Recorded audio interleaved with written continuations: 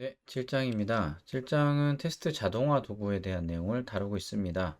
그래서 첫 번째로는 테스트 자동화 도구의 유형들, 각 활동마다 어떤 도구들이 있는지를 설명하고 있고요.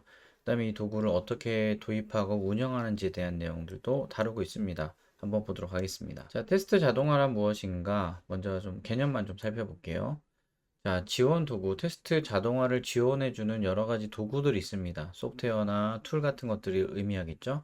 이런 도구들을 사용해서 테스트 프로세스의 일부나 또는 전체를 자동화해서 운영하는 것, 이것을 테스트 자동화라고 부릅니다. 실제로 소프트웨어 테스팅에서는 도구들을 굉장히 많이 사용하고 있습니다. 그러다 보니 이 항목이 별도의 챕터로 되어 있고요.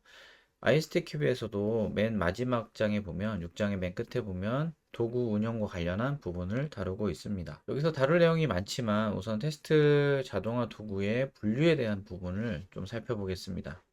자, 여기 왼쪽에 보시면 테스트 활동들이 있죠. 전체적인 테스트 운영과 관리에 해당되는 활동들, 그 다음에 정적 테스트와 동적 테스트, 그 다음에 테스트 수행과 로깅과 관련한 활동, 성능 모니터링, 이렇게 분류할 수가 있는데요. 각각에서 테스트 활동들을 지원해주는 도구들이 있습니다. 자, 테스트 관리는 테스트의 전반적인 라이프 사이클을 다 운영하고 있는데, 이거에 대한 테스트 진행 보고, 그 다음에 관련한 산출물들, 문서 관리, 그 다음에 추적성, 요구사항과 테스트 케이스 간의 추적성 관리, 이슈 등록 추적, 우리가 잘 알고 있는 결함 관리 시스템, 그다음에 변경 관리 및 통제, 형상 관리 이런 쪽도 다 테스트 관리 도구에 해당됩니다. 정적 테스트에서는 주로 정적 분석과 관련한 활동들이 많겠죠. 그래서 표준 코딩 룰 체크, 복잡도 체크, 데이터 플로우, 컨트롤 플로우 이런 것들을 체크해주는 여러 가지 자동화 도구를 사용하고 있습니다. 그리고 경우에 따라서는 리뷰 활동을 지원해주는 그런 로깅하고 계산해주고 이런 것들을 지원해주는 도구들도 일부 있습니다. 그 다음에 동적 테스트에서는 주로 테스트 케이스나 데이터를 생성하는 쪽이 많이 있겠죠. 그래서 모델이나 코드에서 테스트 케이스를 생성한다든지 테스트 수행에 필요한 데이터를 자동으로 만들어 준다든지 이런 것들이 동적 테스트에서 지원해주는 도구들입니다. 테스트 실행과 로깅은 이런 활동들이 있습니다. 모의 객체 생성, 기대 결과와 실행 결과를 비교하는 결과 체크해 주는 거, 그 다음에 커버리지 측정 이런 도구들이 실행과 로깅 활동에서 이해가 되겠죠. 그 다음에 마지막으로 성능 모니터링에서는 메모리 누수 검사 이거는 사실 정적 테스트에서 활동으로 들어갈 수도 있는데 교재에서는 메모리 릭을 여기 이쪽에 성능이나 모니터링 카테고리로 넣습니다. 그 다음에 로드 부하를 발생시키는 거, 그 다음에 성능을 모니터링 측정해주는 여러 가지 툴들을 의미합니다. 근데 사실 이런 성능 모니터링 툴이라든지 아니면 테스트 관리 툴의 일부 뭐 추적성 관리라든지 변경 관리 이런 것들은 테스트에 고유한 툴이라기보다는 테스트 활동이 전체 개발 프로세스와 연계되어 있기 때문에 사실 다른 쪽에도 사용하는 툴입니다. 그것들을 테스트 관리 쪽에서 테스트 운영 쪽에서 가져왔기 때문에 테스트 자동화 도구라는 카테고리로 분류하고 있습니다. 그래서 교재에서는 이 항목들에 대해서 하나씩 쭉 설명하고 있고요. 네, 교재 7.3에 보면 테스트 도구 선정 부분이 나오고요. 그 다음 장에 보면 테스트 피라미드라는 개념을 설명하고 있습니다.